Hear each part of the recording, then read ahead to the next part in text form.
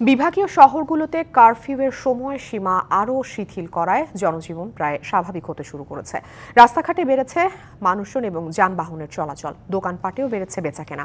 চট্টগ্রামে অনেকটা স্বাভাবিক জনজীবন, নগরীতে পুরোদমে সচল ব্যাংক, বিমা, গার্মেন্টস ও শিল্প কারখানা।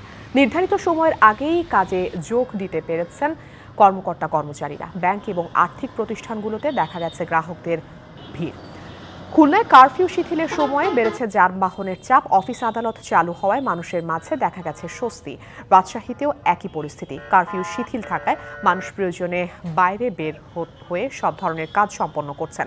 কোনো ধরনের অপ্রীতিকর ঘটনা না ঘটায় প্রতিদিন শিথিলের সময় বাড়ানো হচ্ছে বরিশালে। দূরপাল্লার বাস চলাচলের পাশাপাশি বরিশাল ঢাকা নৌ রুটে লঞ্চ চলাচল স্বাভাবিক থাকায় মানুষ কিছুটা স্বস্তি ফিরেছে। সিলেটেও স্বাভাবিক জীবনযাত্রা, নিয়মিত সময়ের মতোই যান চলাচল করতে দেখা গেছে নগর জুড়ে।